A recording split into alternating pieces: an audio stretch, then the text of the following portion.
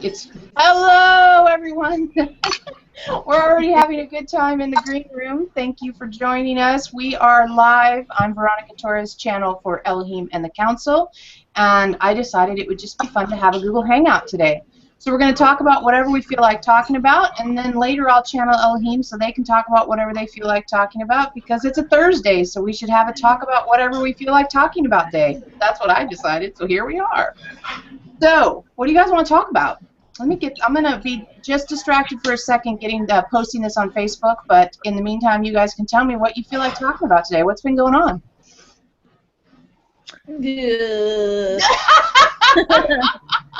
That's not English. Put it in words? Well, or Elohim and the oh God, here I've done this thing. Okay, fixed it. Well, yeah, words are helpful. Do you have... What's been going on? I had an interesting experience yesterday. Tell us all about it. I was in the car with my mom. She was driving me to a doctor's appointment, and we got pulled over. Hmm. And it turns out that her insurance had lapsed, and she didn't know. And because of that, her license got suspended. So it was like this whole big thing. And I was using all my tools the whole time, and he ended up not giving her any tickets or anything. He let her go. But her license got suspended anyway? Yeah, well, he could have arrested her, and he decided not to. Oh, that's cool. Yeah, it was very nice. So. That's very cool. Yeah. It turned out the best possible way. Great, and so now she knows that all those things are happening, so she can sort them out and get them fixed up again. That's always nice, just to be like reminded of that without having it be too rough on her. And how did she handle it? Was she freaking out? She was freaking out. She was crying, and she was very upset. But it didn't affect me. I knew that it was going to turn out okay. I normally would have, a couple of years ago, I would have freaked out too. But it would compare me to me, because I was completely centered. Oh, cool. That's always such a good feeling when you know it's something that would have made you just absolutely bonkers a very short time ago. And now you experience it, and it's like, it's a big deal, but it doesn't have to feel life-threatening and triggering and make you feel like the world's going to end because, oops, I forgot to renew my driver's license or my insurance or both. Yeah, exactly. That's cool. Now, do you share this work with your mom at all? Does she know about us? Or I talked to her about it, and she knows I'm going to the retreat, and she's interested in it, but she's so victim-y. She's so victim-y. Yeah. I don't know. I mean, I try to share with her as much as I can. Yeah. But I don't know if she's really ready to take on more. What's interesting is that Elohim has said multiple times that for people who are either new to the material or who just... What is music playing? It might be here. How do I? I think you have to mute your microphone because... I'm going to mute it. I'm doing it right now. Having a band as the backup here. Let's see if that helps. Anyway, Carrie, I think one of the things that's been really, really powerful is that Elohim's talked about the idea that when you meet someone who's still enmeshed in victim mentality that doesn't quite know, and isn't interested in this kind of work, you can still help them by offering a couple quick things, which is just to remind them you are a chooser, right? Mm-hmm. And so that language isn't going to make sense to most people, but simply saying, we have a choice here. And the feedback most people respond with is, no, I don't. And so being able to give them an example of, yeah, well, here's how we could do it. And I bet you modeled that choice to her by, not freaking out and not matching her energy and crying with her. So I think that's probably a great example of what, of how you're changing in this process. So that's really cool. Yeah, I did. I mean, I did say to her, you don't have to feel like this is the end of the world. You know, Yeah. you can choose to feel however you want. Yeah. You know, the reality of it is just a fact. All Yeah. emotions aside. Yeah. And she was like, huh, yeah. And she did calm down, and she felt better. And then I could feel her mind reeling and reeling. Yeah. And, Yeah. you know, she gets it when I tell her, but then she gets sucked back in very easily. Yeah. And how was it for you about the temptation to match energy with her and experience what she was experiencing rather than what you were experiencing? How did you manage that balance? Well, it's very interesting because I've had, like, legal things happen in the past, and it's very tempting for me to get sucked into that, like, authority figure with cops. But the fact that John now is a cop and I live with him, it gives me a very different perspective on it. Sure. And so that really, really helped. I was like, wow, you know what? This is just a guy doing his job. And that's it. You know, he's not trying to ruin my life. He's not trying to ruin my mom's life. He's just doing his job. You know, that's such a powerful way to talk about it, is to recognize, here's a guy just doing his job. I love that, because a lot of times when people are worked up about something happening, like let's say you have to go to the courthouse or you have to go to the DMV or there's some problem with some government document you've got. Mm-hmm. Many people that I've talked to that have been in that process, because it's the first time it's ever happened to them, they're completely freaking out, right? And the beauty of it has been for me to be able to say, look, even though you're only doing this once, maybe in your entire life, that dude gets paid to do it all day long. Yeah. It's not new to him. It's not new to her. It's just day in, day out stuff. And so there's an opportunity there to sort of match energy with their relaxation about it, rather than you're like, this has never happened to me before, and I don't know what to do. Yeah. The temptation is so strong to use that energy. Yeah. No, it was good, and it worked out really well. That's awesome. And so when now, what does she have to do? Like, what's the next step for her then? Is there a lot to manage about the whole thing? Or? A little bit, yeah. But it's nothing. Everything is all based on the insurance. So as long as she gets the insurance taken care of, then she just has to go to DMV, have her license reinstated, and then she has a court date. And if everything's handled and she goes to court with all her paperwork, it should just be dropped. Very cool. Well, that's great. That's beautiful, and you can just keep holding that energy for her. Yeah, I'm gonna go with her. So good. All that step-by-step stuff, right? Yeah. That other thing we know a lot about, that step-by-step thing. Very cool. Well, I'm glad you shared that story, because it's a very good reminder that the temptation to match energy with people who are having a hard time is so strong. And it also doesn't serve anybody to do so. Like, the matching energy thing is such an interesting concept. And just in case someone's watching that has no clue what I'm talking about, it's just like Carrie's saying, you know, her mom got pulled over driving and there was some trouble with her insurance. And mom's crying and Carrie's like, okay, we're having a fact. This is a fact. We just have facts to deal with. Instead of getting caught up in the projection to future outcome or the reflecting on past moments when maybe you felt like a screw up or like you let things slide or any of that stuff, staying in the moment and being involved in the facts. And because it was happening to Carrie's mom, not to her, there was an opportunity to observe whether or not Carrie was going to process her mom's energy and emotions about it or stay in her experience of it. And the gift you give to people when you offer staying in your own energy is you're not triggered as much, and you don't have as much what we call baggage and static. So the opportunity arises where you can just say, okay, I'm going to be the one that holds steady while she processes through a more triggered experience. And this comes up a lot when you watch the news or you watch sports or you watch TV or movies, because those are designed to get you to match energy with them. You know, the whole thing about the Olympics, it just cracked me up. I've been watching the Olympics, every single Olympic that ever happened, ever since I was a very small child.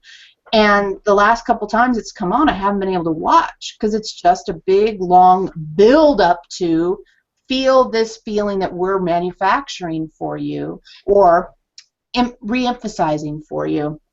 And And I've really had to drop off watching any sports at all because of the matching energy thing and because of the duality thing. I can't deal with either one of those things anymore. So that's another place where it's maybe a little more obvious to notice it if you don't happen to have your mom getting triggered by the cop in the car next to you. Cool. All right. Well, who else wants to share? Who else has a story? Susanne and Duke had to leave. They were in the coffee shop only for 10 minutes, so they left. They're in LA. They're on their way up here because they're coming to the weekend with Elohim that's happening later this month. So, well, later this month, Friday. Wait, yeah, not tomorrow, but a week from tomorrow, which is amazing, is the weekend with Elohim, the second one. So they're on their way up from LA for that. It's gonna be cool. It's gonna be cool. Sorry. So, Mary George, I'm calling on you because there you are. I have more postcard results. Oh, yeah. So first you have to recap what the heck you're talking about so people who are just joining in know what you're talking about.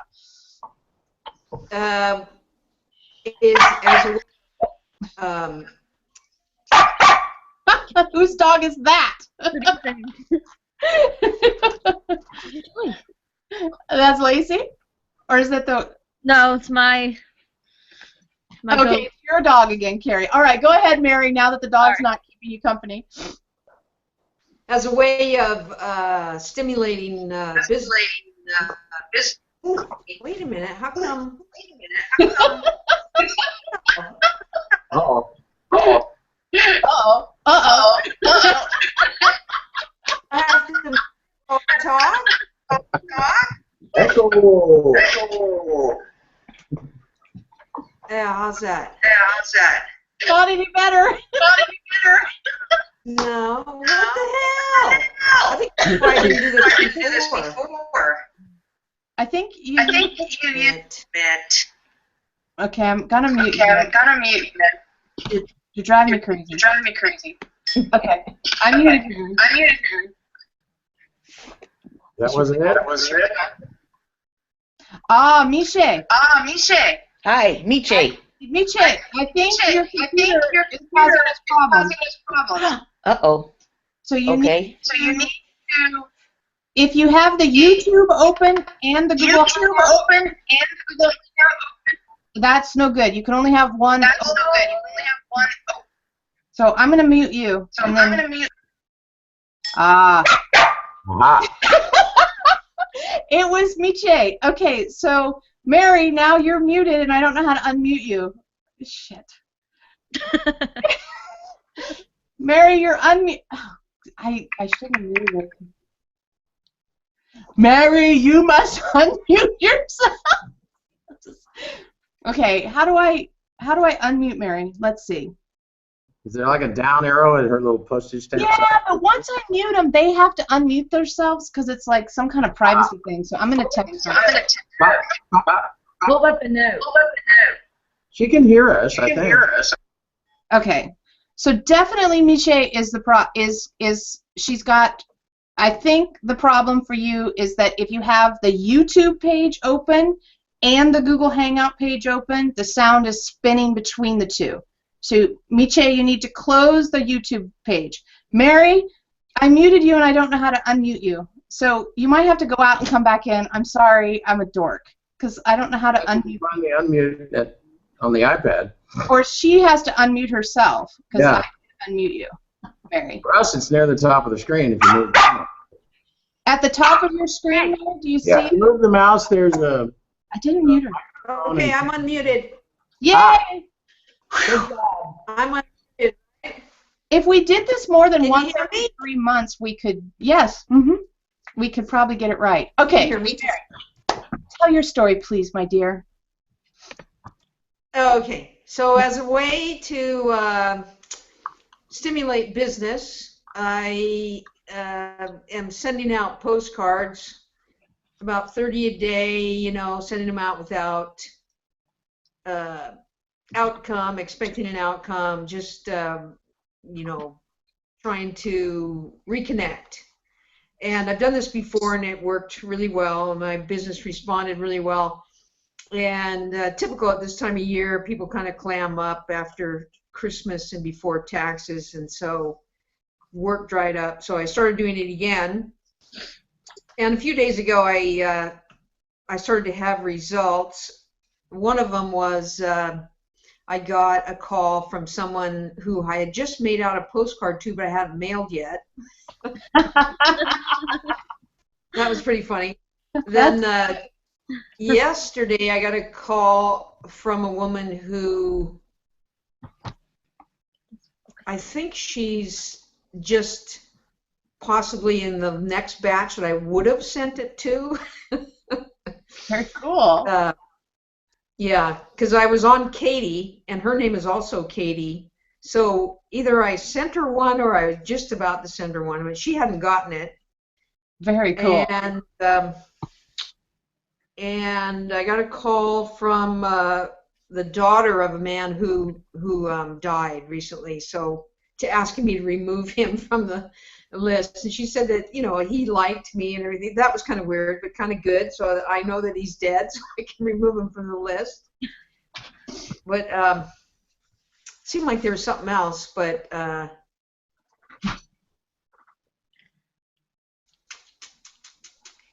yeah, I think I've gotten another call from it. A guy that I just sent a postcard to, you know, probably a couple of batches ago, a few days, you know, a week ago.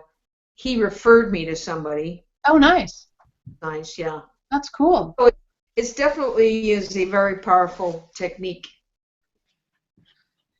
Yeah, I'm actually right now talking with Melly, who's going to help me do up a postcard that has the Glendale, London, and Sonoma events on it, so I can send it out to all my clients. And today I spent time going through and getting all their addresses rounded up, which was, you know, one of those step-by-step-y kind of jobs.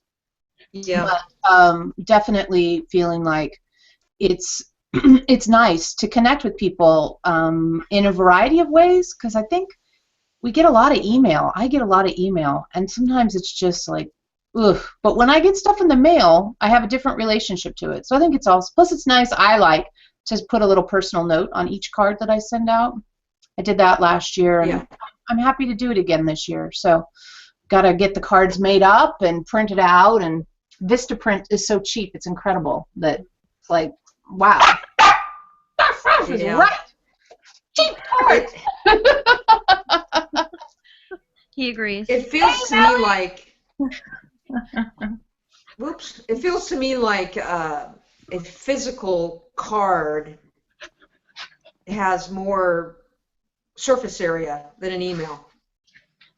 Yeah, surface area for connection, right? It's a different, yeah.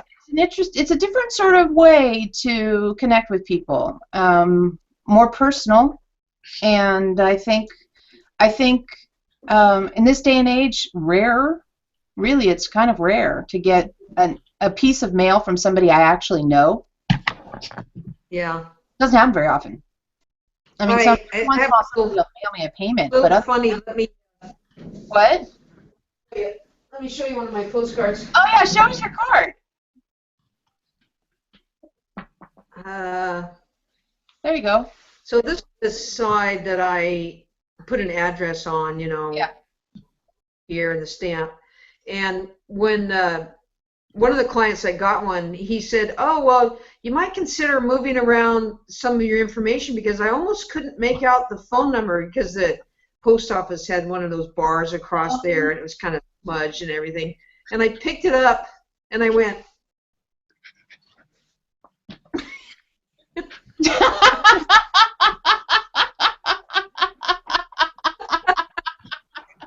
yeah, it's on that side too, dude. Turn it over. Funny. That is funny. How many more of those blank cards do you have? How many do I have? Yeah. I don't know. I probably have a few hundred. I don't know. I hope I have more than a few hundred. You know that I have over 1,300 clients, and I'm only on the K's. Oh my God. You know, and this is the second time I've done it. So hopefully I have enough. I'll just have some more, because these are kind of I made these up to send to prospective businesses, so they're not really relevant, except for the fact that it has my logo and Yeah. number on it. Yeah. But the main is, that's not the main thing. The main thing is not what it says. The main thing is connecting and getting that surface area. When you're writing the cards out, the addresses and stuff, do you have any sort of specific energy you try to be in, or what's your process? Yeah, I try to just be concentrating on that it's a connection with them, and not be into outcome, because I think that's deadly. I mean, that it just won't work. If you think, okay, gee, I hope this person calls me. I haven't heard from them in a long time. I hope they call me. Yeah, that's a good way to screw it all up. Yeah, it's just I try to have a little visual image of just connecting with them energetically, kind of a feeling. It's just try to concentrate on the emanation and just keep it simple like that. Yeah, like a meditation. Elohim said to do it like a meditation. Yeah. And do you just write their names on, or do you put a message to them? What do you do? Yeah, I write their. Well, let me get one of the ones. Well, don't show their address though, because it's public. Oh, of course she froze just as she did that. All right, so that was great. Thanks, Mary, for sharing. I'm laughing. Do you guys see her frozen? Okay, come back to me. Hi, everybody. Nice to be with you today. Mary's page froze as she was going to show us more information about her project in connecting with her former clients. It's been an interesting project. Elohim and I both talked to her about this idea that when business slows down, finding a way to reconnect with your former clients. And Mary had a bunch of blank postcards laying about, and so she just started sending them out to her clients. And so it's been a really interesting many-month now study of what that's brought up in her and the response people have had and how she's gone through it. So there was our update on that. So, Melly. Hi. Can you hear me? Hi. Yeah. Hello, my dear. How are you today? Good. We're talking about whatever the heck we want to talk about. So what the heck do you want to talk about? You got a story for us or a question? I don't know. I've kind of been keeping a low profile lately because I got myself overwhelmed, like doing free work and then doing low-paying work, and now I'm just burned out. So I'm trying to do as little work as possible just to recoup and align with the receiving, maybe. I just got a phone call. Jason, he still lives with us. He just found out his dad died. Oh, wow. And he hasn't talked to him in like 12 years. So he just called me crying, and I'm kind of wondering, like how I can support him. Because I've been telling him the whole time I've known him he needed to go back and reconnect and rebuild the bridges, but he was too afraid, and now, so it's kind of heavy. Yeah, a very powerful talk that Elohim did, and it's on YouTube, is about connecting. Not connecting isn't the right word, but how to relate to people who've already passed, and how to have a different, not just to stop with where he is right now. And sometimes that looks like just getting really clear within yourself what you would have said to them if you'd actually been courageous enough, or whatever, had the opportunity to in whatever way, and saying those things within yourself without feeling as though you've lost the opportunity to do it, because obviously we're infinite and immortal, and so we continue past the time in the body. Can he hear that kind of information, or is that woo-woo for him? I can present it to him. He thinks that ghosts don't exist and that people just make that stuff up. So, yeah, I'm willing to present it to him, and I've told him that I believe in ghosts and I believe in spirits and I believe in reincarnation, but he just thinks I'm a loony. Yeah. Well, it's very hard if you just think we're worm food to feel like there's any way to correct anything about the relationship. You know, that the belief that you're worm food creates a stopping place in the whole conversation. So that, you know, what can we do beyond just have some way of comforting him, you know, to say, you know, okay, so you missed the opportunity to have a different relationship with your father. It's a good opportunity to examine the relationships you're currently in. You know, if you think you're worm food, then it makes more sense to keep your relationships straight as you live them, because there's no fixing them later. If you don't think you're worm food, only worm food, because the worms need to eat, but if you don't only think you're worm food, then there's a lot of opportunity to, as I was just saying, say what you would say to that person, to a tree, to a dog, to a cat, to yourself, and also look for opportunities for having that non-physical contact, which people do seem to have a lot of that. I mean, so, yeah, it's a tough situation, but how are you handling it? What's it bringing up for you? For me, it's just kind of a sadness, because like our main issue has been his unwillingness. Like, I can feel into him. I know he's an emotional person, but even though he says he's not, but his unwillingness to connect on that kind of emotional level, and that's why he's been estranged from his, you know, sister and his parents for years.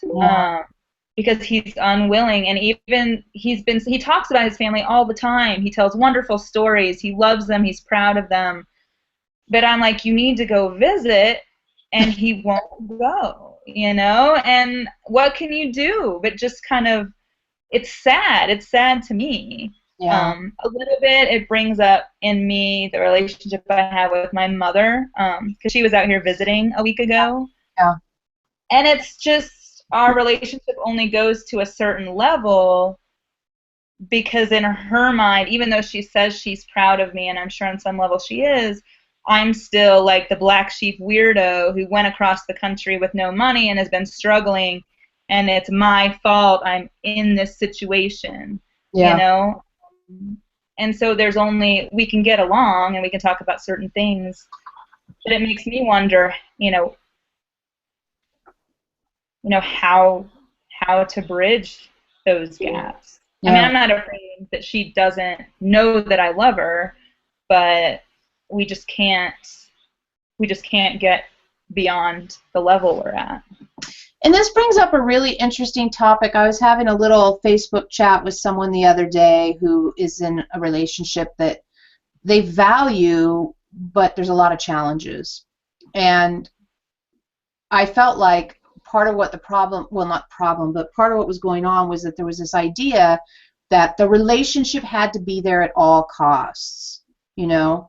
And I just said, you know, a relationship at all costs is rarely worth the price. Yeah.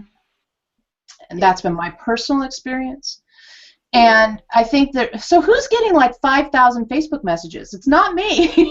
I keep looking at my Facebook and I hear jing, jing. Is that you, Melly? Are you getting 5,000 Facebook messages? Hi, Susanna. No, I'm getting like a string of messages from one person. It is me. I see. So not because I'm exceptionally popular. Well, it sounds like you are. It's like, talk to me, talk to me, talk to me. Anyway. So yeah, when you have a relationship that you're trying to preserve at all costs, you're going to pay. Right.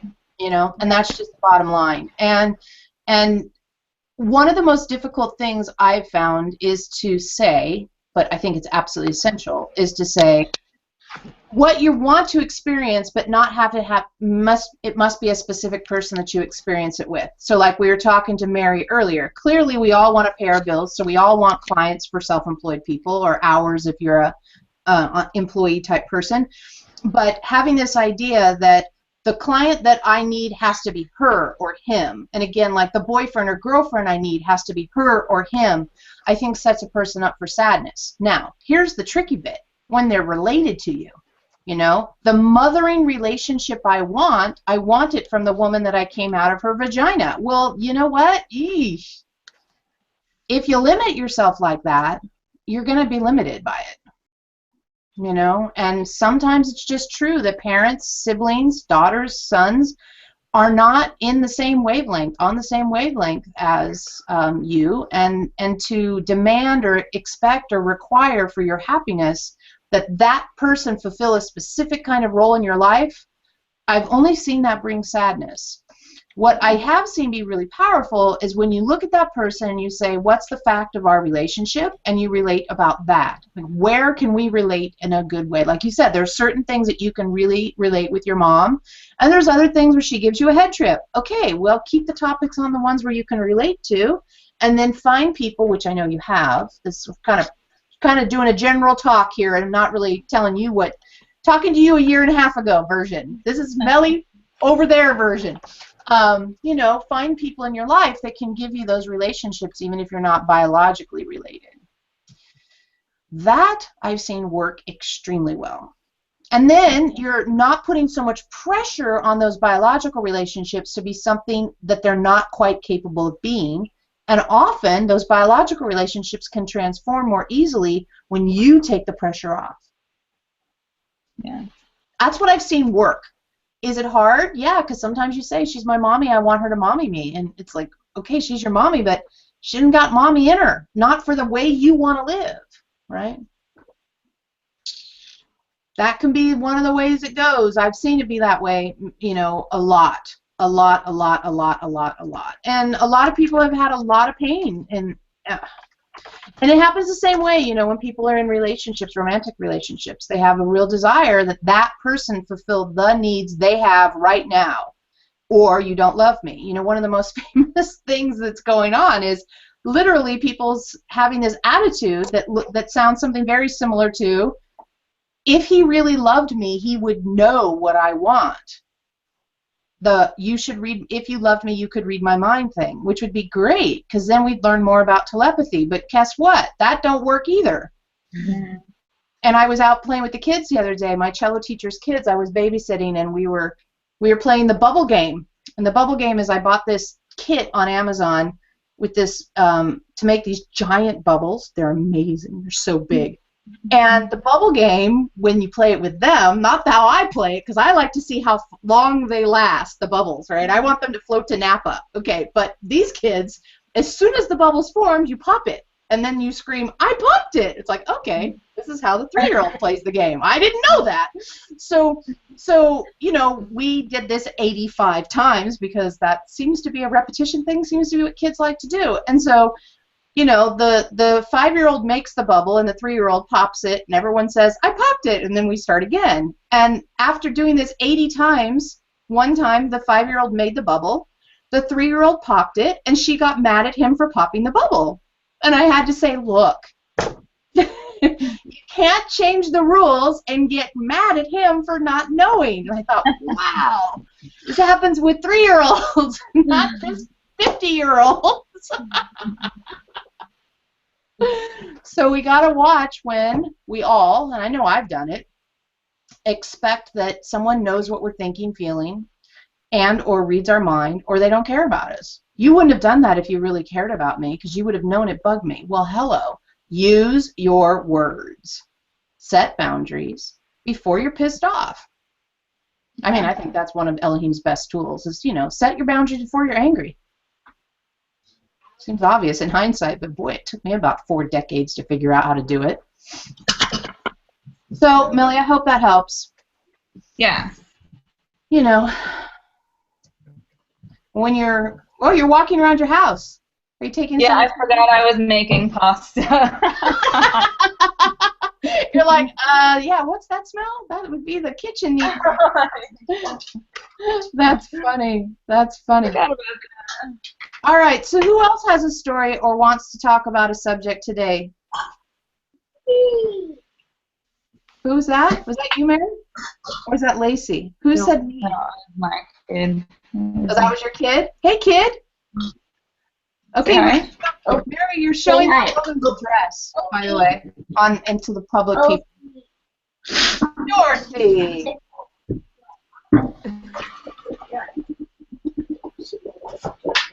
Show Eli. Eli. Are you going to introduce us to your kid, Melly? Hello. Can you hear him? Hey, Oren, come say hi to these people. They want to say hi to you. This is Oren. This is Oren. Okay, hello, Oren. Say hi. Okay, he doesn't want to say hi. All right, switching. Dorothy. Can you hear me? Dorothy? Hi. Hi, all the way in Panama.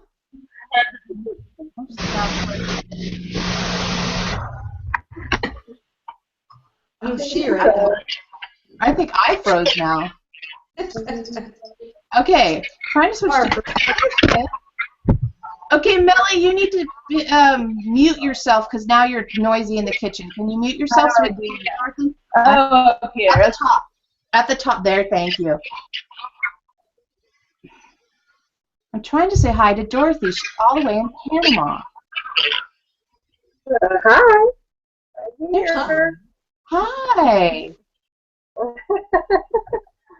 How are you? I'm good. I forgot you were doing this, so I was busy.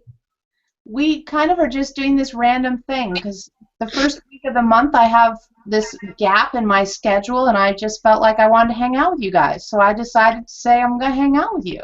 That's cool. Yeah. That's cool. So, do you have a story you want to tell us or a question you want to ask? We're talking about whatever we want. So whatever you want to talk about is what is the topic of today. Whatever you want. Whatever I want. Well, let's see. Debbie and I have spent today, the last couple of days, trying to get this place listed on Airbnb. Oh, fun. That's quite the process. Oh. It's a lot more complicated than I expected, but we're working on it. Step by step. So what step are you on now then? Trying to decide how we want to put a bank account. How we want to do that, because she's actually Canadian and I'm from the States, and how do the taxes work, and I mean, it's, yeah. That We're sounds going to look into a bank here tomorrow. Let's see how that works. Uh-huh. Well, that would be great because then you'd have income right there coming right into your own locality, right? Yeah. Plus, Yeah. we've signed up and have bought and sold. I don't know if you've ever heard of Kangen water machines. Yeah. So we've started that as well. Cool. Yeah. So we need to have a place where this money comes. Yes. Yes. Yes. Very cool. So are we going to get to say hi to Debbie? I've never said hi to her before. Is she there? Let me go get her.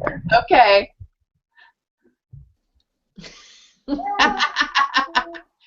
So Debbie and Dorothy left their regular lives and moved down to Panama about, God, has it been a year already? I'm not sure how long it's been. And are creating a life down there together with really great neighbors. Apparently they just have these amazing neighbors, and now they're going to have their place on Airbnb, and I kind of made it sound like they're partners, but they're just best friends hanging out together in Panama. I didn't want to imply. So yes. Different bedrooms. Different everything. Different everything. Different people. Yeah. We wouldn't be partners even if we were interested in that. You can live together, but you can't really live together like that. Hello! Right. This is Debbie. Hi, Debbie. Nice to meet you. Debbie. How fun is that? I hope you're going to come see us. I made her up. Huh? I bet you thought I made her up. I know. Well, we figured she was real, but we never knew what she looked like. So, hello. So, you guys have a question for our conversation today, or are we just saying hi and hearing your news? I missed what everybody else was talking about, so I don't know. We're just talking about whatever's on anybody's mind. We're just having a hangout. We don't have an agenda today. I wasn't in the mood to come up with a topic. Well, you think about it.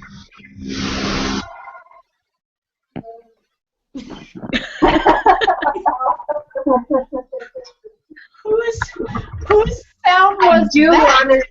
I do want to say that I've had so much fun doing these tarot card readings for people. So much fun. And it blows me away that I'm actually, almost everybody says you're spot on. And it makes me so happy. Because, like, the last one I sent out, I was nervous. And I thought, oh, this is weird.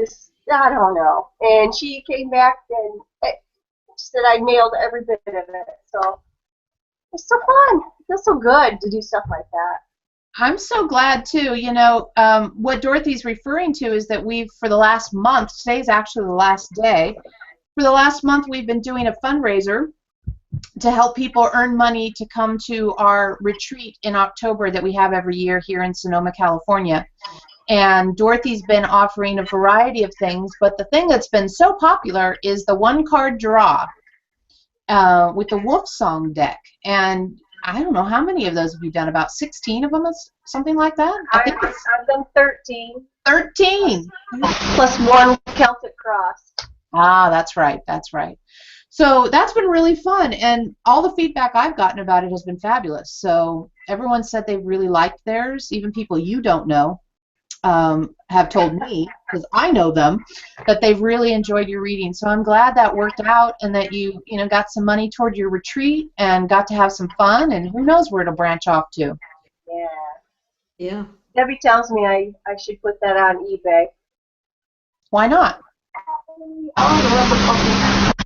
Well, the dream readings didn't go on eBay, but this one might. I don't know. Why not? I'm going to try. Cool. All right, so I'm going to mute, or why don't you mute yourself, because I don't know where that weird sound's coming from, and I think it might be you. So nice seeing you, Debbie. Nice seeing you, Dorothy. Okay. On mute, and then we'll talk to somebody else. On the wall, Dorothy. What'd you say, Mary? I didn't hear you. I said hang some pictures on the wall. Yeah. And okay. Dorothy, you need to mute yourself, honey. Because if I mute you, I never can figure out what to do next. At the very top, there should be a mute button. It's hard to find. Yeah, it has to, like, pop up. And I love that Mellie's, like, walking around her house. It's just like she's just randomly walking. Mary's dog is like, oh, I have a question. Can I talk to Elohim next?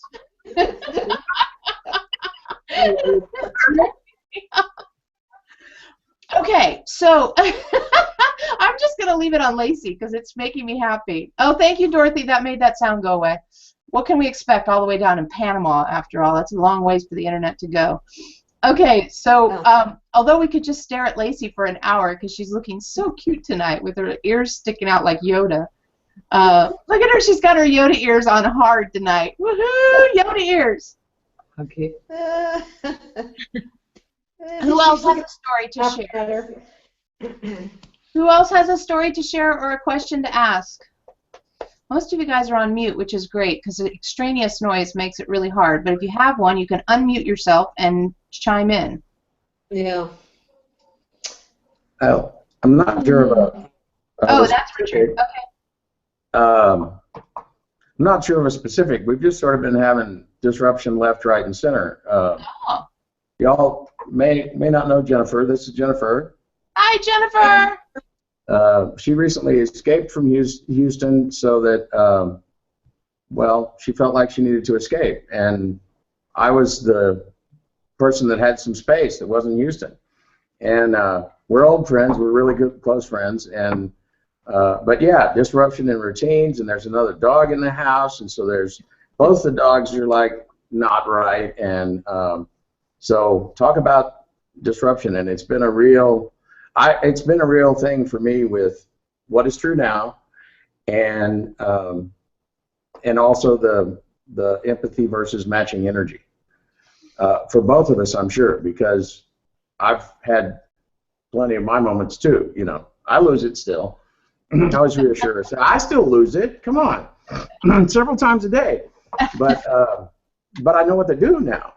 And Well, it didn't help that I got really sick. Like I'd never had what I got, you know, and it to the point of where it was mental confusion. Like I would ask him questions that he knew I knew the answer to, and he would look at me like I'm crazy, you know. I tried not to. Yeah, no, you know, I felt it, okay, but you know, so yeah, it's been a little challenging, but it's been very different at the same time. I talk about out of sight, out of mind. I have just left my phone off in Houston, and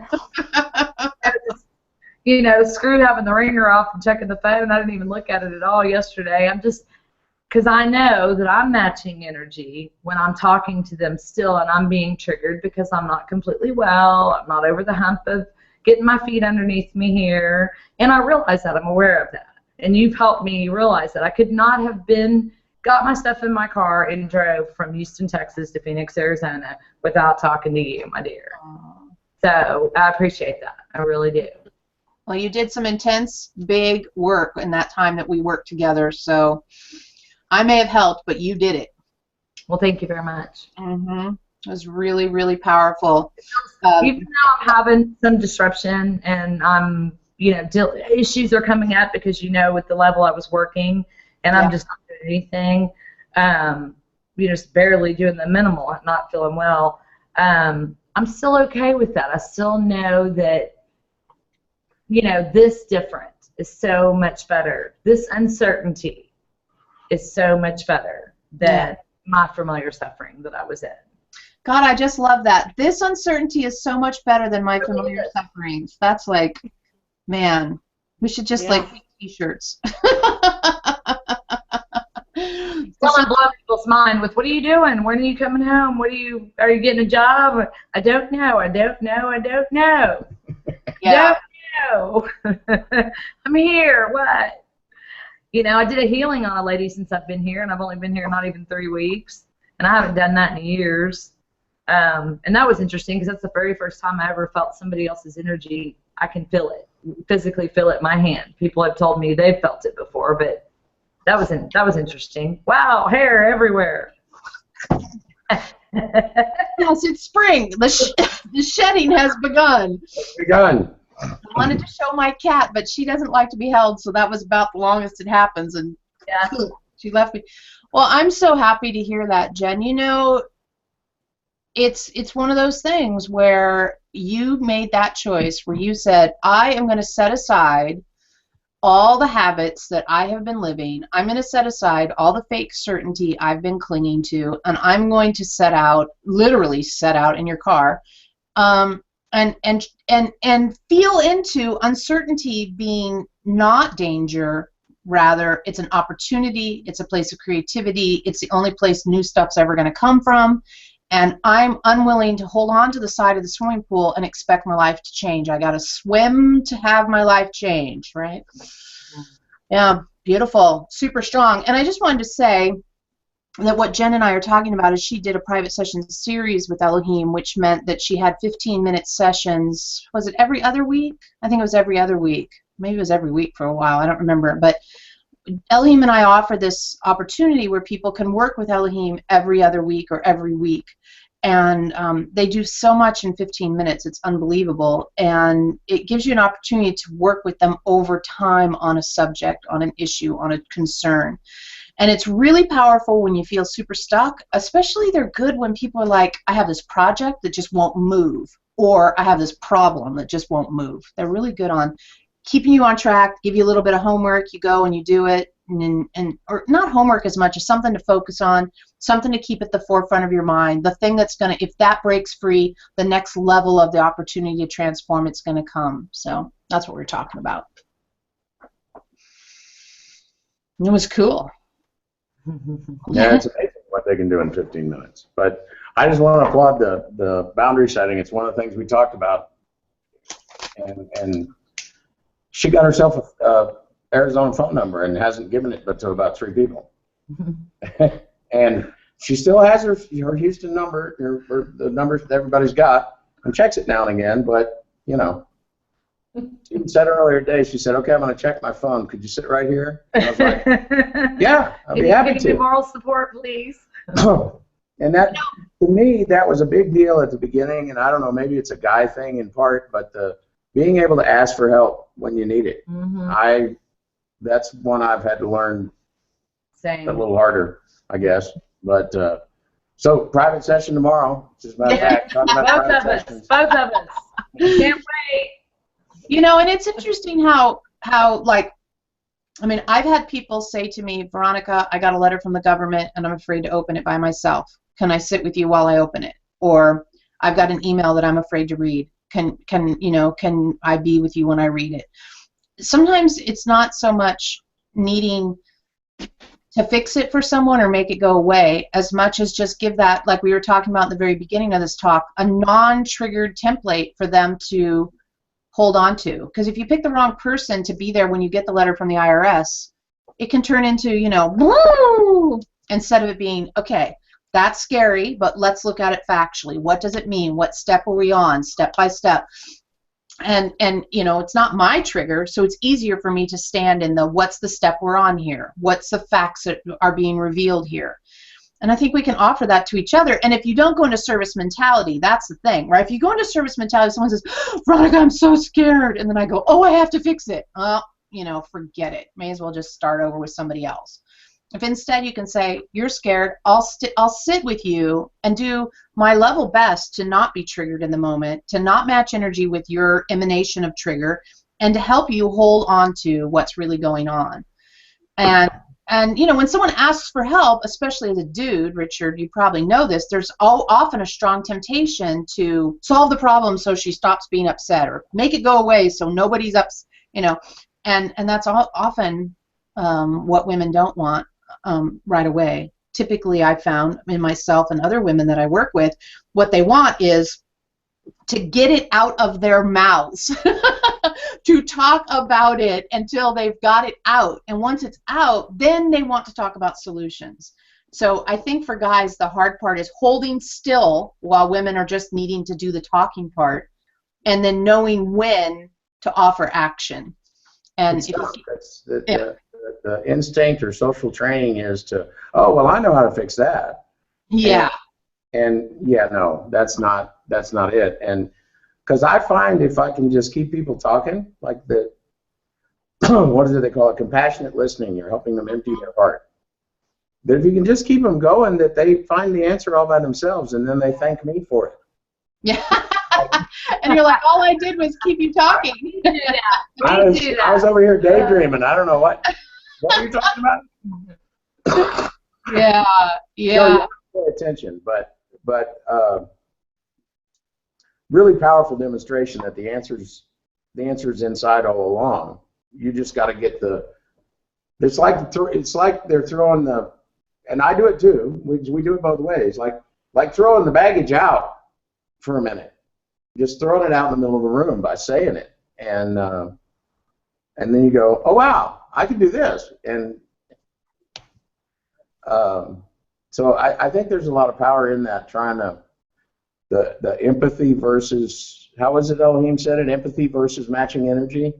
Because you just sit there and sort of hold your own, hold your space, things tend to just work out. And it's almost like dominoes standing up by themselves, but not quite. It's that the other person's got the answer. They just can't find it in the middle of all the static and noise and baloney. Yeah, isn't that the truth? That sense of feeling,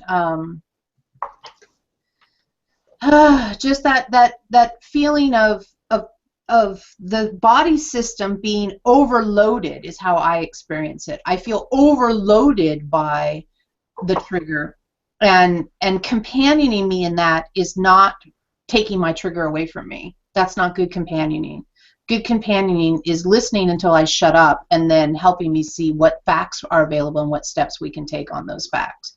But I'm not looking in this part of my life for people to take away my triggers, because I know that they're opportunities for my growth. I'm not looking for you to take away my problems as much as I'm looking for good company in them. And that doesn't mean matching energy like we talked about, or service mentality. Most of the time it means just someone going, "Ooh, that's pretty ridiculous." And then a little giggle, right? And then we go. Yeah, not long ago that was a thing, because you know, knight in shining armor, jump up with, I got this, and just not workable, really. Yeah. It's because it was bad for me too. Yeah. Because you get rejected, and you can really fall in the pit with that if you want to. Sure. And it's really refreshing to handle it differently. And I think there's something really amazing about being in community with people that feel the similar way about that sort of thing. You know, when something goes down, that they're not looking for the knight in shining armor. They're not looking for the, you know, someone to come along and be in service mentality with them. They're looking for compassionate listening, I think is what you called it, and really saying, you know, this is what happened in my life when a similar thing happened to me or happened to somebody I know, you know, finding that path. It's so easy to interpret everything as gonna get you dead, survival instinct. And that is such a limited way of experiencing the world. And yet common to find that limitation of the survival instinct as a way to navigate the world. And one of the things Elohim's been teaching us about for years, and it's getting really real right now, is evolving your relationship to the survival instinct. So you're not being driven by adrenaline. You're not being driven by, this is going to kill me, or being driven by fears of projected outcomes that you're imagining. You know, that disaster scenario imagining that is so easy to do, or the hamster wheel of the replay of the thoughts all the time that's so easy to do. Instead, to really stay connected to what is true now and make sure that you're working with the facts of now rather than the projections or the rememberings of the future and the past. That is just, you know, it's just absolutely common. Like anybody on the street will tell you that's the way you do it. And I think that survival instinct driven society is a troubling thing. And that's one of the things as energetic leaders we have the opportunity to have an impact on by emanating a choice and reminding people that there are choices about how they react in any situation that they find themselves in. Step by step. We learn it, then we emanate it, then we learn it some more, and we emanate it some more, and then keep learning it and keep emanating it. Yeah, cool. Thanks for sharing, Richard and Jen. Who else has something that they would like to share? Suzanne or Miche, we haven't heard from either one of you yet. Would either one of you like to share a story or ask a question? Pretty soon here I'm going to channel Elohim on whatever they want to talk about. This is the whatever you want to talk about day. Look at Suzanne. We smell of wood burning. Huh? She's thinking. Suzanne, can you hear us? Can you? Yes, I can. I think I'm unmuted now. Hey, are you back in the hotel now instead of the coffee shop? Yeah, we're at our Airbnb place, so it's much better. I think my context is that I left Boston a few weeks ago in blizzards and went to Boulder and made my way to California where I gave a talk. It was my first keynote in a while that I gave, and it was to this Type A community of women business leaders. And it was the first time I had presented this framework that I had, and I got mixed reviews, you know. So it was really difficult, and I came back to my room. I had really been working on this presentation for a while, and I came back to the room and cried, and felt better after I cried. And so and after this talk, I've been Duke met me, and we've been driving up the coast of California. We started off in San Diego where I gave the talk, and we're moving up the coast and look forward to being with Veronica and the group on Wednesday and beyond for the retreat. But we're looking at possibly moving to this part of the country from Boston, where I was for 30 years. And everywhere we go, I'm looking, is this home? Is this where I'm going to be? Is this, and I have all these kind of this level of uncertainty of, wow, could I imagine being on the West Coast after being on the East Coast most of my life? And and who am I, and what am I doing next, and what's my life going to look like? And it's just this level of uncertainty and being okay with, I have no idea what is coming and what I'm doing next. And we made our way to Los Angeles today, and I didn't even register this, but my former husband grew up in Los Angeles, and so this whole area is associated on some level with him. And I'm seeing my niece tomorrow, my former husband's brother's daughter, and we're spending the evening and afternoon with her. I'm cooking dinner for her and the family. And so there's just, and today's Purim, and we walked into the Jewish community where we, you know, stuff, it's like my old life bleeding into this idea of creating a new life, you know. So anyway, it's interesting, and I've been sick for the past 6 weeks. Since I was with you last till now, I'm still sick, you know, and it's this throat issue that I have, and so it's so, it's unknown. I don't know, you know, so that's where I am. Yeah. A lot of unknown. That's plenty, right? That's a full plate. And so let's use this as an example. Like, it'd be really easy to, and we could probably go down the street here and get anybody that we ran into to say that the right thing to say to Suzanne is, "Oh, poor you," or, "Oh, I feel so bad for you," or, "Oh, I feel this," or, you know, it's like, and the way. Why? I don't feel bad. I just like. No, but what I'm saying is that anybody down the hill here would want to say "poor you" when they hear that sentence, that what you just shared, and so my point in that is to say no one in this group said "poor you," because that's not how we roll, right? Yes. We said, "Wow." I mean, my first thought is keep coming north. If LA is still them, keep coming this way. That's sweet. My only response. We are on our way, man. We're here 2 days. We're headed to Santa Barbara, San Luis Obispo, and then we're up to you guys. You know, so we're headed north. Yeah, that's great. And you know, what I think is great is that you realize what's going down. You realize that, wow, this LA thing. Wow, there's a lot of Jewish. Wow, let's. You know, you're aware of what's happening. As far as the connections to the former life you had when you were married, instead of having to be shown it or having somebody else go, "Oh, well, you probably feel uncomfortable because you have all these stories about Los Angeles from when you were married," right? You're the one going, "I have all these stories about Los Angeles." So I think that's a big switch. It's really helpful to have that opportunity to land someplace and go, "Oh, well, I could choose for thinking about the past right now. I could choose for that because it's right here, laid out for me to choose for thinking about the past." And you're saying, I'm still looking for where my home is, not looking for where the past is. That's right. That's exactly right. That's beautiful. And you know, it's in the middle of a lot of confusion and a lot of uncertainty, but it's not running away with you, right? It's not, you know, you're not in the wagon and the horses are running loose with the wagon. You're driving the horses over. That's right. Territory. Mm-hmm.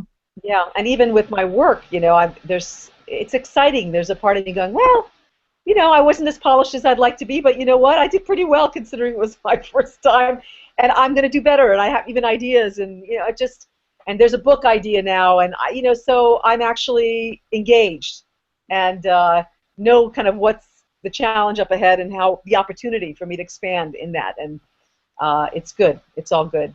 So it's a lot of not knowing. Yeah, and that's such an interesting difference, too, because instead of it being like, I don't know, I'm scared crapless, right? It's, I don't know, and that's... Keep going. Yeah, and that's like pretty normal. That I don't know. The other day, Elohim said in a private session, and I talked to the person today, and they are going to type it up this weekend. I'm like, if you're not, I am, so type that up, right? And, you know, the question was, I don't know what to do next. I don't know how to get new clients. I don't know. You know, what? Oh, no, it wasn't I don't know. It was, what should I do? What should I do? What should I do? Wow. And Elohim responded with, there's only 2 things to do. And this just cracks my shit up so much. I love it. I love it from the tip of my hair to the bottom of my toes, right? Elohim says, there's only 2 things. I don't know anything, and what is true now. That's it. That's all you need. And I just went, oh, that's the best advice anyone's ever given anyone. And I was like, and 99.99% of the people on the planet will go, what the hell? But oh, it's so true. And I'm like, hallelujah, hallelujah. But yeah, the idea of I don't know anything is so awesome, because if you just say I don't know anything, what it does is it frees you from expecting that you know everything. Because who does? No one. And it's an untenable position, and it's unfair and mean to yourself to imagine that you have to know everything. And so when you say I don't know anything, it disengages the brain's habitual hamster wheel kind of BS thinking that gets you nowhere. It gets you out of that pattern. You say, I don't know anything. I just don't know. And that's more reflective of the truth anyway. And like Elohim likes to say, you don't even know how many hairs are on the top of your head, so how can you possibly imagine you know everything? I've always loved that one too. So I don't know anything. I just don't know anything. And that just takes my brain offline, the obsessive part of my brain offline. And then what is true now, meaning answering what is true now with very short, simple answers. What is true now? We're doing a Google Hangout. What is true now? The sun's going down. What is true now? The cat just came in and is eating dinner.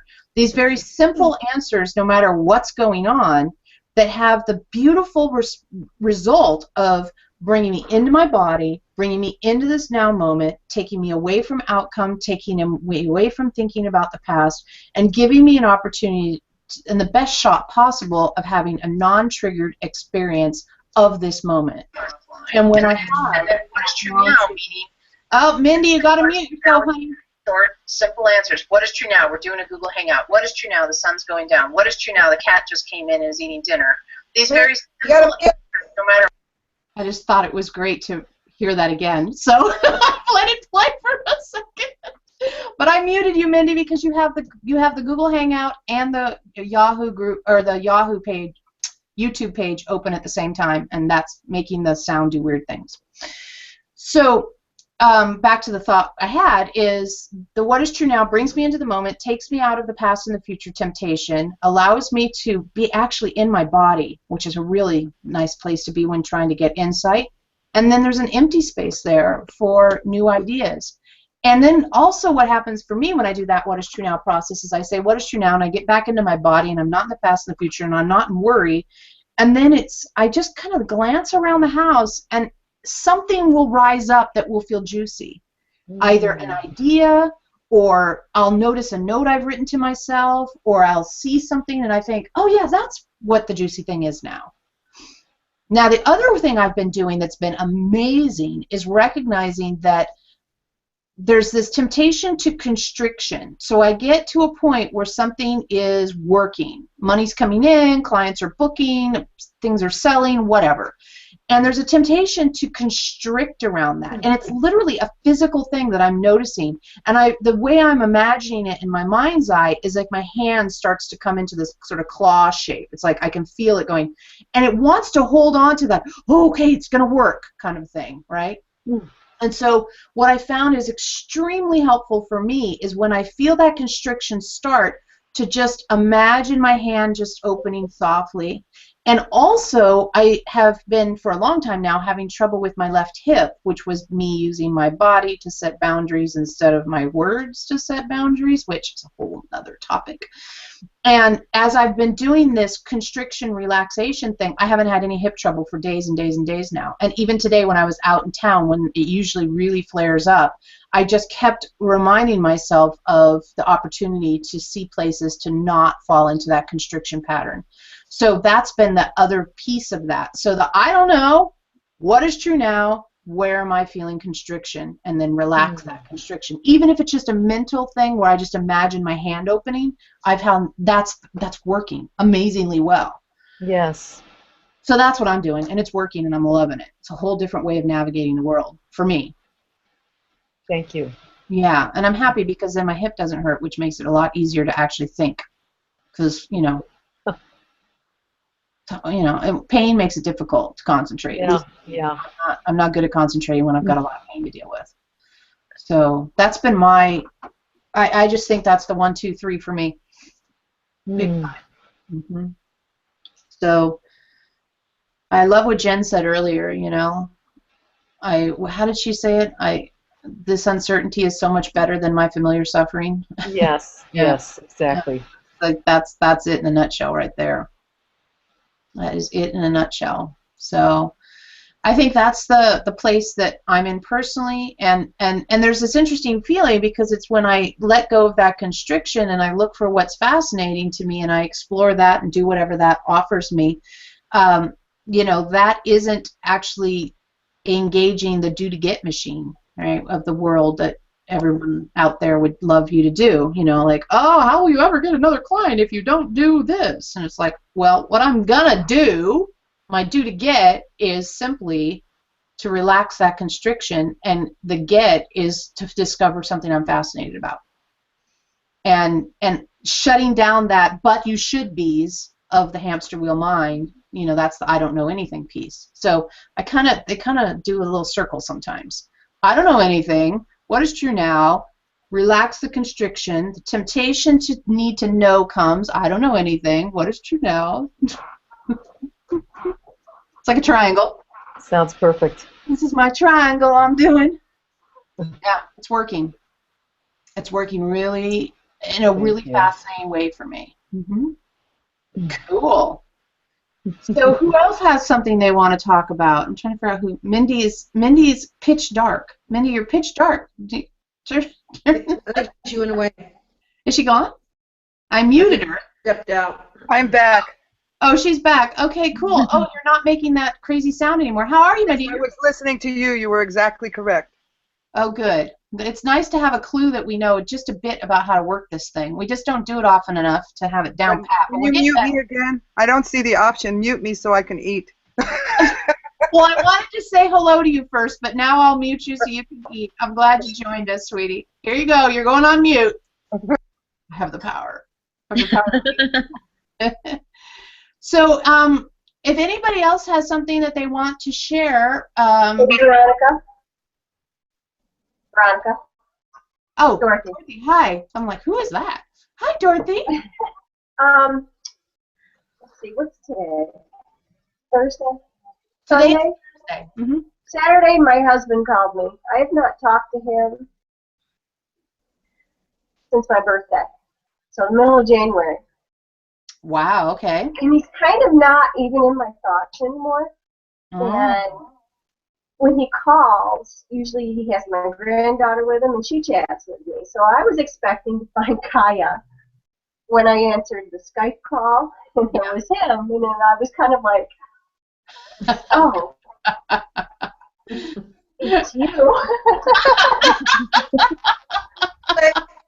And I didn't know what to say to him, and so we chatted a little bit, and he told me all about all the snow, and then we just kind of sat there and looked at each other. I had nothing to say, and he's just looking at me all Google eyes, and finally he says, I miss you.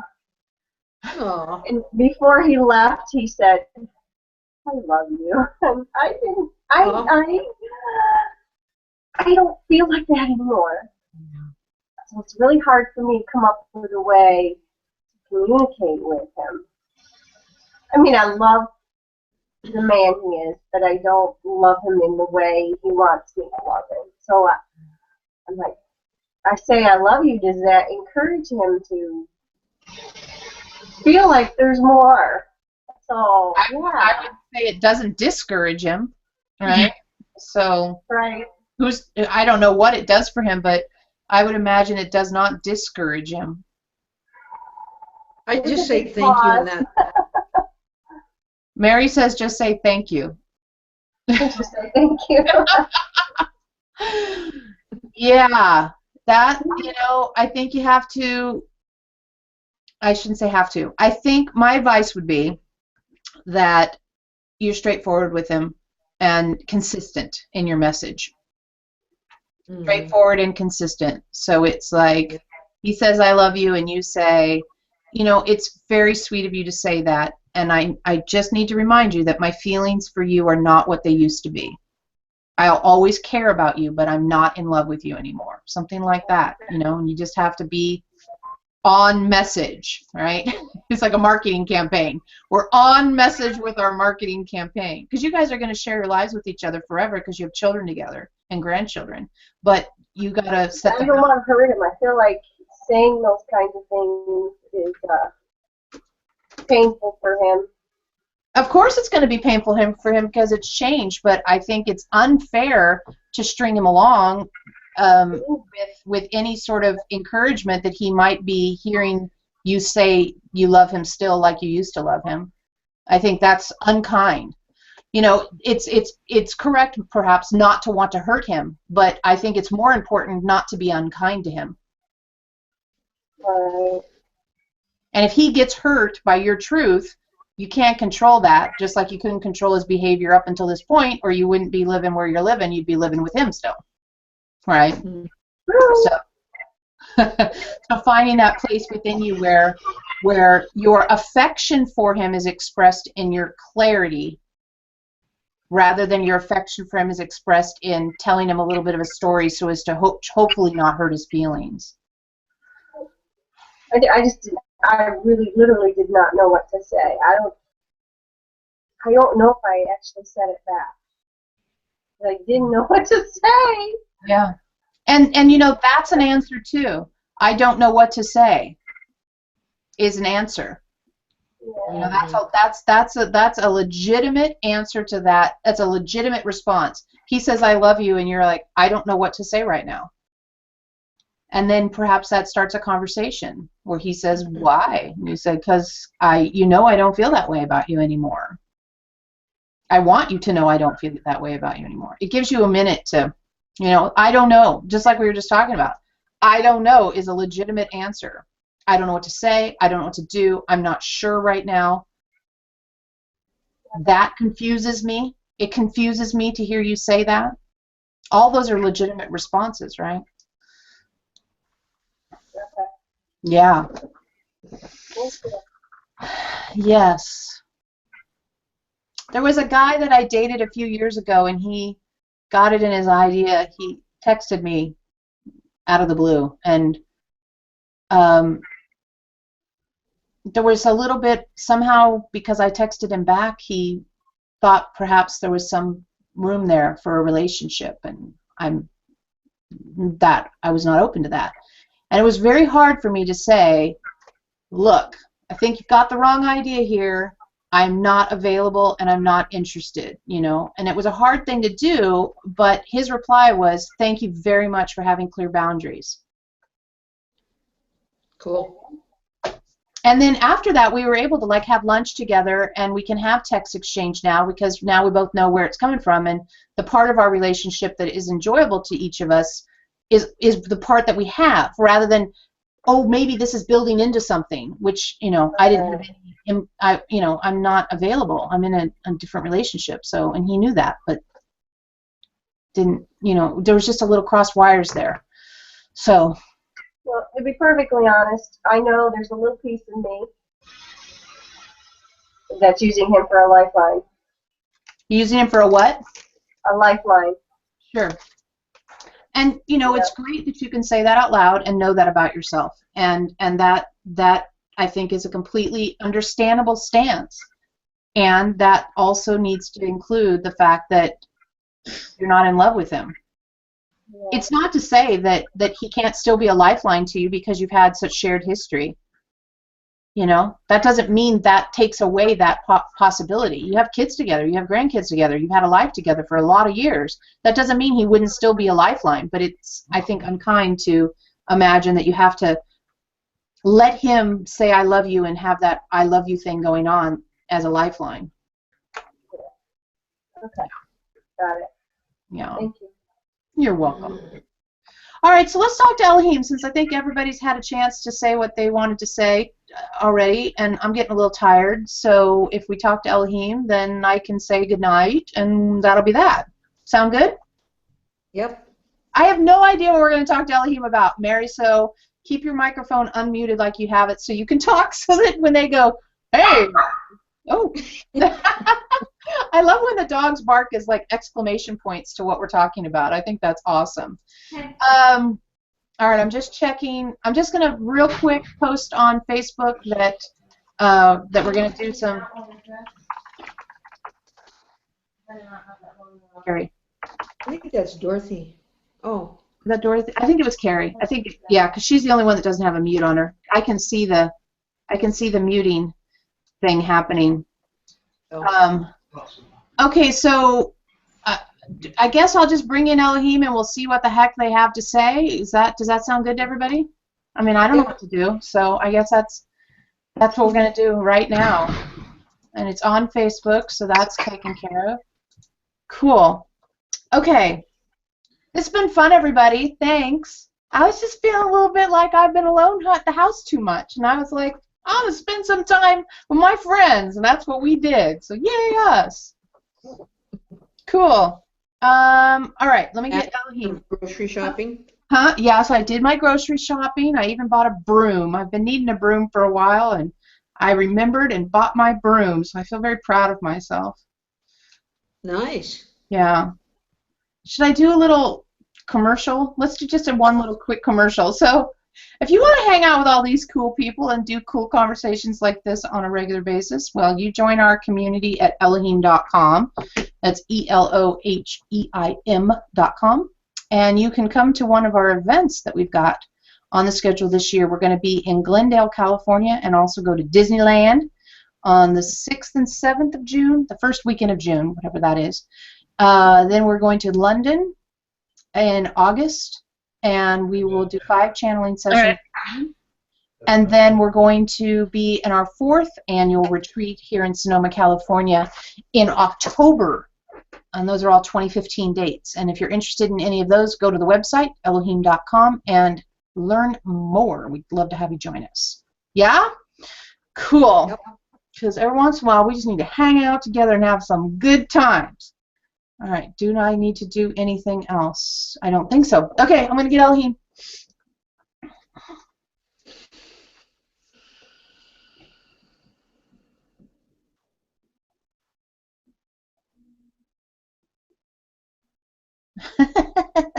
Woo! It's dark. Hi. There's light. Hi. You know that light thing? It's just. We're gonna scoot forward a little so the light is not quite the way it was. Anyway, hi everybody. Who's with us? Hello. Hi everybody. Everybody else.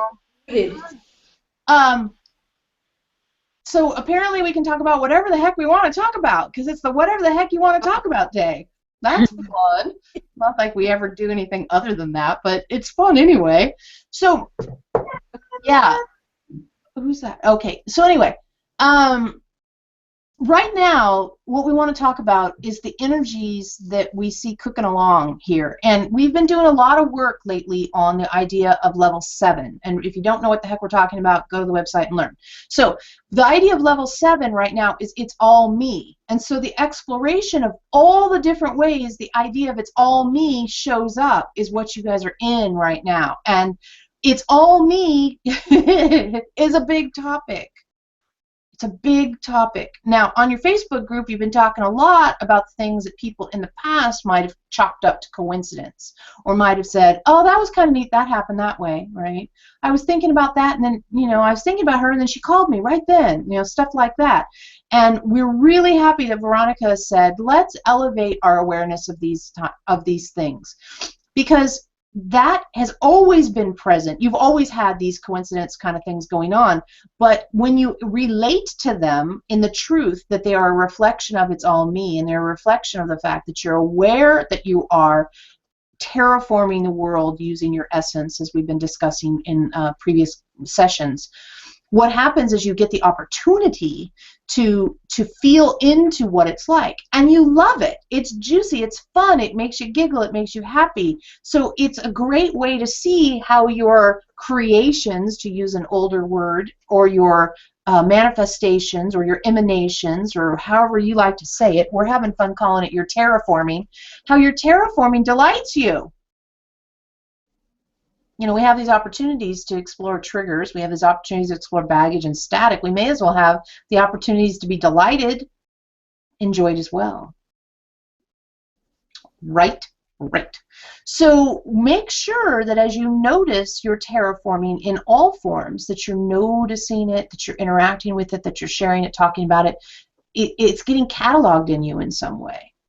Because it's a very small percentage of your actual experiences that you're able to interact with this tangibly. So when you get a hold of one of them, give yourself some time with it. Don't let it just slip by.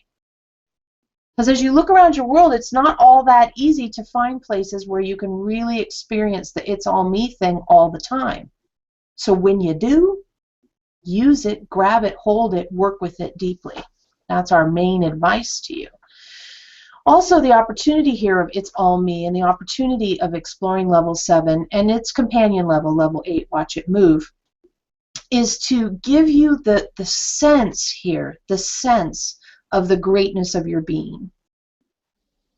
Many, many, many, many, many, many, many, many people to us, when we say, what's your fondest wish, you say, to be the big version of me, the full version of me, the complete version of me that I know is there, that part of me that I know exists. And the trouble with that idea is that when you look around your world and you see limitation in finances, or you see limitation in your ability to travel, or you see limitation in your ability to get promoted at work, you start to imagine that that reflects your limitation as an infinite being, or your limitation as an immortal soul. And that's just not true. So when you look into your world and you say it's all me, and you take responsibility for the idea that your entire physicalization, everything you experience, is you showing yourself you showing yourself your essence, you physicalizing so that you can interact with it in new and unexpected ways, your actual self. This helps you reach beyond the limitations that are sort of preconceived, like I don't have enough money, or don't have a good enough job, as the definition of you, and allows you to take in the grandeur of the mountains, or the beautiful clouds in the sky, or the beautiful river that you see, or whatever you're experiencing, as the truth of you being reflected as well. So it's that thing we've talked about before. Abundance isn't just a number in your bank account. Abundance is your ability to see the whole world as the abundance of grass, the abundance of birds, the abundance of air, etc. Well, this is taking that idea to another level, where you get to experience the entirety of your world as a reflection of the immenseness of you. So that's another way to look at it. You know, our job right now is just to give you a zillion different ways to look at this new idea, so that we can continue to break down preconceived notions about the physical space you occupy. You know, when you wake up in that space of it's all me, everything that I'm experiencing is an expression of my essence. Everything. The earring we're playing with, all the way down to the cat that's walking by, they're all an expression of an aspect of Veronica's essence, so that she can have a physical relationship with it. You know, you do this all the time. Like someone will say something to you, and you'll say, "Can you draw a picture? Can you draw it?" You know, some kind of a mathematical concept. You'll think, "Can you draw that for me?" This is the same thing. You come into a physical body, and you have your aspect of your essence, that's your infinite and immortal nature, and you say, "Can you draw it for me?" And it shows up as a skyscraper, or a redwood tree, or a river, or a couch. It's another way to look at it. Right? You're drawing it for yourself. And then you have your sensory apparatus, that you go out and interact with it and learn even more about it every time. And as you learn more about it, you're learning more about yourself. And as you learn more about yourself, you're infusing it with even more of your essence. And the more of your essence that's in it, the more you learn about yourself. And it begins this cycle that we'll talk about more as it gets into a deeper discussion of level 8 and level 9. So what do you do now? What do you do right now is you pay attention to the places where you are clear it's all you. So maybe the word all gets replaced with that is me. I know it. I can tell. That's me. And how do you know it's you? You know it's you because you have these coincidence things happen, or because you realize how powerfully it reflects your truth, or just because you know it inside, even if you can't explain it with your words. Level 7 is a very feeling-based level, so there's not always going to be a big story about how it is, as much as there's going to be clarity about how it is in you. You're going to have an experience of clarity about it more than you're going to be able to explain it with words, especially in the beginning. You know, when we've taught you other concepts, we start with an idea and we repeat it 68 times, typically, and answer questions about it as we repeat it 68 times. And that has worked really well. This one, we have an idea that we say 68 different ways. That right there should be a clue that we're in a whole new place. whole different things happen in here. We say it 68 different ways. We don't repeat it 68 times. Get it? Mm-hmm. So that's like, you know, anybody who's been around for a year or two, that should set off some bells. Like, hang on. Something brand new is happening here. Yes, something brand new is happening here. Level 7 is a completely different way of experiencing Homo sapiens life, meaning physical form, you inside a human body.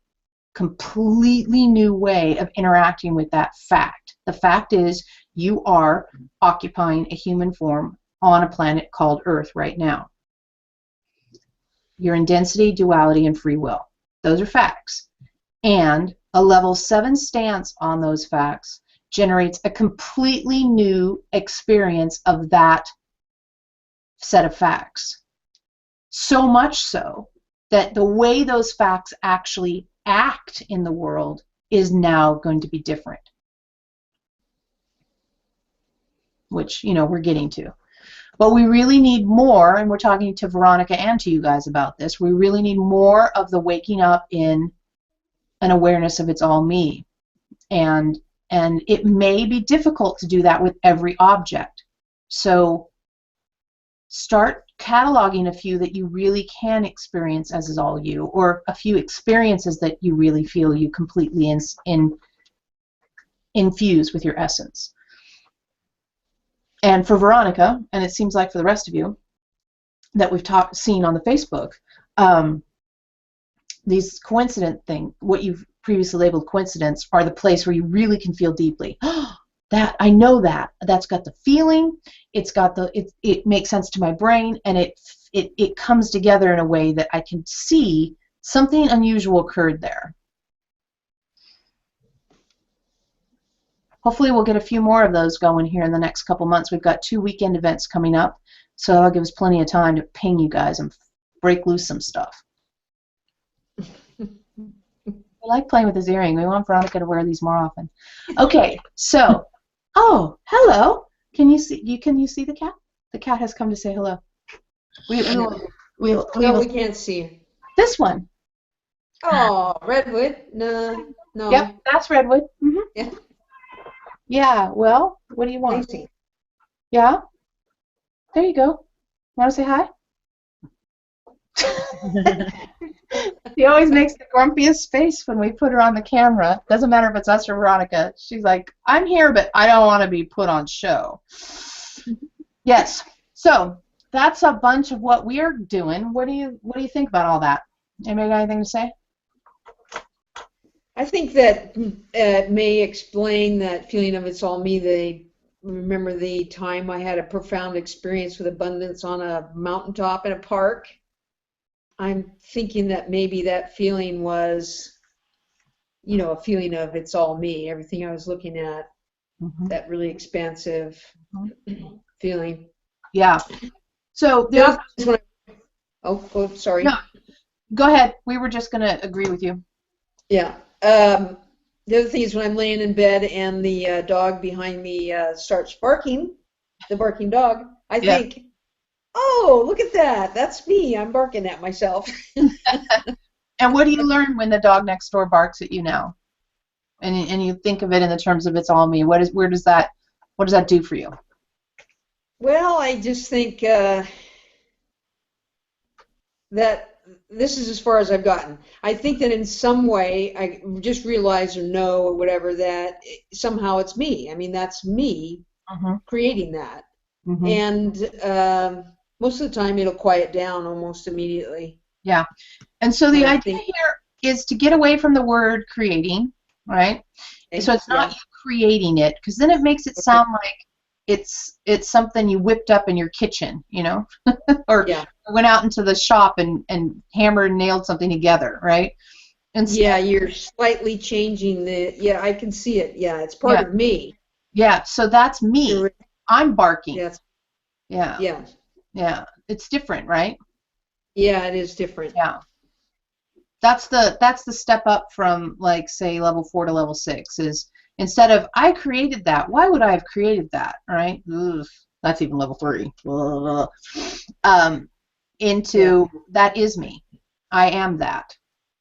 a part of me, and even it could be a part of me that I don't exactly know or understand yet. There's these bugs on the light, and they're really fun. They like go to the light and then they drop like rocks, and we're not sure if it's killing them to go on the light or what, but it's pretty damn entertaining that they fly in this like crazy pattern, and then they drop straight like a rock. It's like, that's a phoenix metaphor happening there, right? Okay, so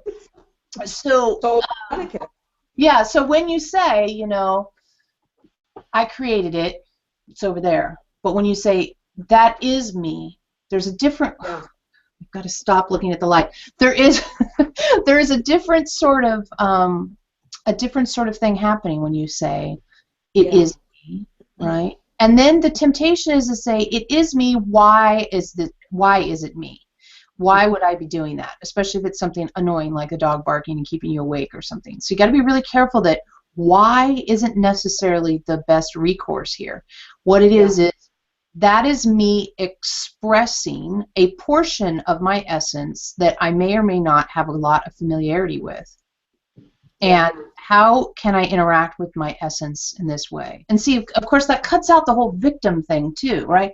Then you're not victimized by the dog barking. You're experiencing yourself expressing. Yeah. All right. So if you were, Dennis was telling Veronica about this superhero, we can't watch, man, something like that. We don't know. We haven't watched this movie. Apparently, we're going to get to watch it though here coming up. Every once in a while, we watch movies and commentate as they go along. So that's our next one we're going to do, is the Watchman. Apparently this dude is blue, and his superhero powers, he can make multiples of himself. So that's why Dennis thinks it's a good one, because this is like the It's All Me thing visualized. So apparently we're going to be clever about this. So anyway, if you imagine that it was you over on the other side of the fence with one of those little bird calls, but when you blew in it, it made that barking sound. That might be a fun visualization for you to explore. Like, why am I over there going, bark, bark, bark, bark, bark? What am I doing over there? Not why, right? Why is this happening? Is victimy. What am I doing? Like, I'm fascinated by the fact that I'm expressing in that way. Yeah. All right? It's a different, we're still looking for the right words, but it's a different way of digging around in it. Definitely. Yeah. Kind of fun, huh? It is fun. It is fun. It changes so much when you can remember and you're walking around that it's all me. And I just try to constantly remind myself not to try to understand that, and just to kind of feel it, know it, whatever. Yeah. There's only so much to be gained by understanding it anyway, because your understanding is going to come from where? This is a brand new concept that we're exploring. We're exploring it in a brand new way. And understanding it is going to come from where? Whereas if you allow and explore and be fascinated by it, then there's more of a chance that your essence or your ensouling or your non-physical self or your insight, whatever word you like, is going to be involved, rather than your, I have to grok this because if I don't, it might be dangerous and, you know, I better be looking out first kind of part of you would be doing it. Just experiencing it. Yeah, that's why we were saying, you know, and Veronica told the story earlier, the idea of, hey, pretty much all you need right now is, I don't know anything and what is true now. I don't know anything, what is true now, see what's juicy in the moment. Yeah. That's a pretty solid trifecta for right now. Especially if you're finding yourself caught up in any sort of obsessive thinking going on. It's like, how about instead of that? Because, you know, we've said it how many times, if thinking could have solved it, it would have solved it long ago, because you sure have thought about it enough. And so that is a path that will never get you where you want to go if you're looking to get beyond what you already are experiencing. You have to do something else. Right? Yeah. Okay, does anybody else have anything they want to say? Anybody else? I have a question. Okay, hang on. Let's see. We're going to click on you, Mindy. Have fun. We're seeing Mindy. Hi, Mindy. Is that your house? We're looking at that's my bedroom. We've never been in your bedroom before. Until now. Until now. Okay, what you want to know? So I've had a couple of experiences that very much seemed like instant manifestation, the word we don't use, and I'm wondering if it's sort of an energetic template for how it works. Okay, tell us one of them, because you know how bad we are about lists. One of them was thinking it might be very nice to see a whale and having one emerge fully from the water. Yeah, that's a good one. What's the other one? Because that one was fun. We want to hear the other one. Well, another one was deciding that I needed to experience male attention and being practically swarmed. By men? Yes. The men came and swarmed her. What do you think? Well, these are both great ideas, or great examples of the idea that we're talking about. And what we would say is that, yes, template is the right word. Like, this is a template of how it is. You didn't say, I need that specific whale or a specific whale. You said, it'd be nice to see a whale. You didn't say, I like that blonde boy over there. You said, I'm interested in having some male attention right now. So that's really important, right? Not being attached to a specific individual, but instead looking for a certain kind of exploration or fascination. What would be really neat is to imagine yourself as the whale. Like, you said, I want to see a whale, but what if instead you had said, I want to see myself expressed as a whale? I want to see what it's like when I express as a whale. I want to see what my whale self looks like. I did that with the plane.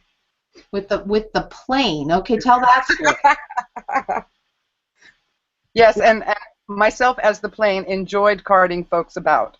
Oh, neat. That's fun. That's really fun. So it's just another way to think about it and another way to language the thing, because as we've said, level 7 is very difficult to describe with language at this point. So we're using anything we can come up with. And that's one of the examples, is to be able to say, I want to see myself in this way, right? I want to see myself in this way. And Veronica's just now recalling that, you know, for many years now, her thoughts have always been, whenever she does a session of any kind, private or public, even something like this, that everything we say, all the words she channels are for her first, and if they help other people, great, right? And that's always been her kind of philosophy on the whole thing. And, you know, isn't that just another way of saying what we've been talking about? This idea that you are expressing in another physical way your own self. So let's just imagine that we are channeling right now, and the people that we're channeling for are all an expression of Veronica saying, this is what you need to hear. Which is why it's hilariously interesting, because half the time she feels like all the private sessions are really for her, like completely, not just as a notion, but literally. She'll be like, okay, I was just wondering about that, and we just did 4 sessions in a row on that subject. How is that? It blows her mind, right? So, yeah, it's pretty common. It's pretty common. And that's why when we do a channeling session, many people will say, I felt like that session was just for me, like it was only for me. And Veronica will get emails from 4 different people saying that about the exact same session. No, it's how it show up. Pretty cool how you do that. Yeah, well, you know, it's energetics. They're powerful and very fun to explore, for sure. Okay, so who else has something they want to ask? We think we got time for one more. Anybody want to say? Suzanne. Mary's calling on people. Yes, no, not yet, not today. Nobody's got anything else to say? All right, so then we'll just close up shop here with some comments about, let's pick something else. What do you think, Redwood? What we should pick? Redwood has decided to sit with us tonight. Let's talk just a teeny bit more about this idea of essence. So we're describing essence, or defining essence, as the completeness of you, not just your current personality-based physical body that we're talking to right now, not just your earth incarnations, not just your time in between your earth incarnations, but every little bit of you from the very, very beginning, from when you first essenced forth from the all that is, let's call it. So as an essence, right, that's enormous. There's a lot that you've done, a lot that you've been, a lot that has happened, not just I mean, even if we just took into account your Earth lifetimes, it would be plenty. But we're not just keeping into your Earth lifetimes. So one of the things that we'd love for you to start being open to is this idea that the physicalization you experience on Earth doesn't just reflect things that you've had experience with as an Earth being.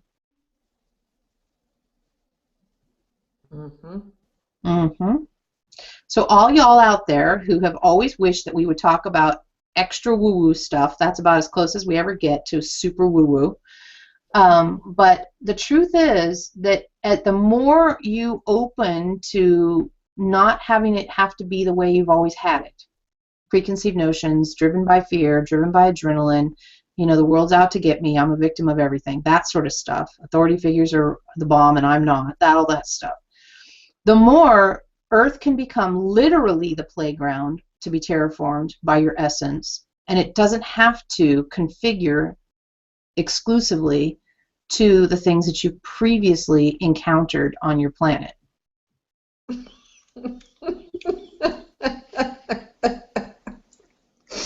Oh my God. You know, there's a few people in our community that maybe are having dinner right now or something and missed that one, and you're going to be like, you should have been there for that. Thank goodness it's recorded. They should never miss any events. There you go, Mary. Mary knows. And the thing, too, is that, you know, this is why you think that an animal is extinct and then all of a sudden it's not anymore. That's just one example, just to kind of remember, I don't know anything. What is true now? That's where you want to go back with that. But we always have had this pattern of what we call plop and process, right? And so we plop something out and then we spend time processing it. And we've had so many process meetings recently, we just felt like a little plop right here at the end. Because we know the process meetings can get a little heavy. So the plop ones just, you know, keep you going. Did they just, what? What? What was that they said right there at the end? All right, well, this has been fun. Veronica's going to go now, and that means so are we. So we will see you, a bunch of you we're having private sessions with this weekend. We know that. We're having a Q&A on Sunday. Yes. Dig up your questions because we want to have a good Q&A. And then... just so everybody make sure you come at the right time. Yeah, the clocks change. And then also, next weekend, we have the Weekend with Elohim. So we're going to spend time, like, you know, sleeping over with you guys kind of thing. So that's going to be very fun, too. And you're coming, Mary, right? Yep. Okay. Then we're going to see you then. Okay. All right, we're going to say bye. Ooh, Veronica doesn't know where to push. So we're going to let Veronica come back, and then she's going to push something. Bye-bye. Okay. Thank you. Bye. Bye.